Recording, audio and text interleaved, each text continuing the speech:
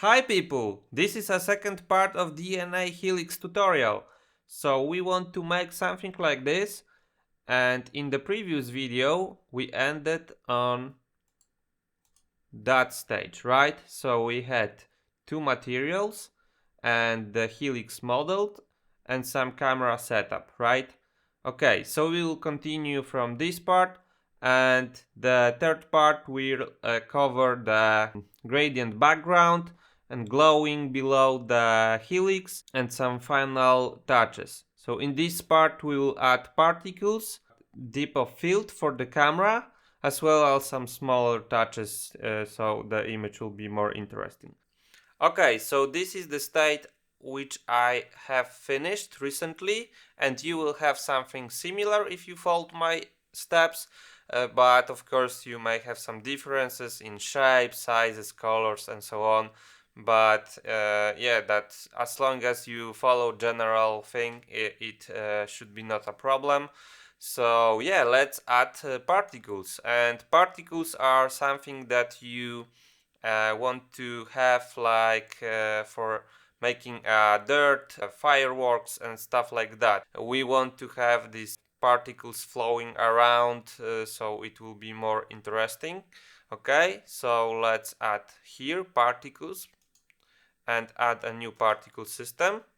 Okay, let's make the end at the first frame the same as the start frame. So we basically only want to trigger the emission once. So as you can see, we have something when I'm scrubbing the timeline, but it's only on the one place here with where is the base shape located, like for our DNA, without having into account the modifiers, the array modifier and mirror and so on. Go here to source and check use modifier stack, and now you see we have the particles emitted from all over the object, and this is what we want, except this is only like a previsualization, so we have to change a few things. First, let's shift A, mesh, add icosphere, and let's find it by pressing dot. Okay, we have it here,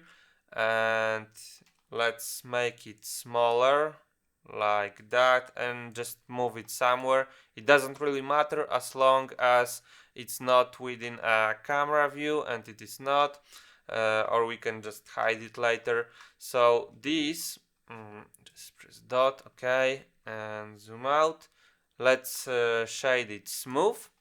Okay, and let's scale it maybe down a little bit. I will rename it, so particle. Okay, object that will be emitted instead of those simulated balls like preview only. Okay, so select this, go to camera shot we have, and now go to render and change this halo, which are those dots basically, to object, and now choose particle. Okay, and now you can see we have our particles, and there is a size here. They are at the exactly same size now, so we want to make some randomness so it will be more interesting, and maybe scale it up a bit. We will see in the test render. So what you can do now is, having this particle selected, go to material tab, create new one, and choose emission, because we want to have these nice glowing particles flowing around the DNA. Let's make it quite high so they will be actually glowing, and maybe make some like reddish material. By the way, if you have high emission, it will be quite whitey either way because it will be glowing, but you know, if you set a different color than white, it will have some of this characteristic, right? Let's try to render it. Okay, and you already see we have some glowing, and you will see the more glowing will be visible when something is behind those particles. So the fragment of our DNA is here, so those are glowing, and for example here it's not that much visible. Press escape.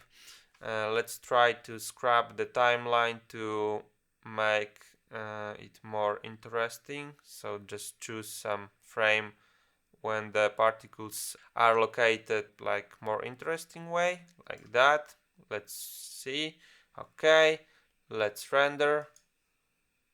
And now you can see also particles around the helix, and those are not looking like they are glowing that like those, because there is no surface behind to bounce back the light, but you can still see they are glowing, right? Okay, that is nice. You can play with a number of those particles as well as sizes, and yeah, and choose the different frame. So just experiment with it a bit. Okay, maybe like that. What we can do more, just select the particle.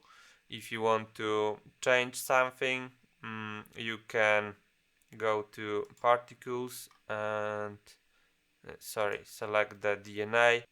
You can control things like emission, how they are emitted, and here for example physics, because it is using gravity, so you can maybe make it smaller.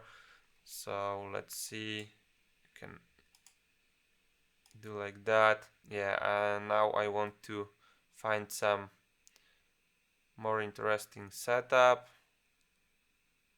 Okay, and you may want to adjust the number of particles depending how basically big your geometry is. So just play with it. You may, oh, not that much. We don't want Blender to crash. So yeah, just play with it a bit. Okay, maybe let's try 1500. Okay, and like that. Let's try to render it. Okay, render. We could make them a bit smaller because there is quite a lot of them. So yeah, let's make them a bit smaller. Okay, so here maybe let's put 0.1. Okay, let's re-render it now. I don't want to spend too much time on showing you the rendering, so just let's check the middle area here, the center area. So yeah, we have like a idea what it will look like. Okay, nice.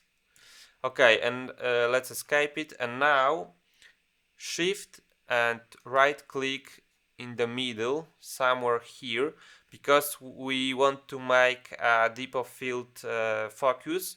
So this is an effect that you see in photography or in movies, where the center is focus and the sides are more blurry, so you can focus on something and still have nice background, right? The reason I added the cursor here, because now I will shift A and add an empty, and it may be plain axis, it doesn't matter, we only need it to have this point. So let's rename it to focus like that. Okay, and now select the camera and go to camera tab and check this depth of field. Okay, and the setting that will show it the most, like the changes of the settings, is this f-stop. So you can see with a way lower f-stop we have a lot of blurriness even in the preview, like that. Let's maybe make it 1, and here the DNA is the sharpest, right? Okay, let's try to render it. just quickly. So here we can see it's sharp. Don't worry about the noise, this grainy noise. We will get rid of that really soon. And let's just check how the sides will look like. So now you can see we have this blurriness, and this is what we want. And so here is the sharpest image, and here is more blurriness, and here is too. So it affects also the particles as well as the model. To get rid of those graininess, let's go here to this tab at the top. It's called render properties, and those are samples. This is the viewport. If you want to play with it in the viewport, you can by changing this, and you can just move around, but it is quite intense, so you don't want to probably have it on all the time. So I will stick with that mode. Here is our current settings, and it is not that high.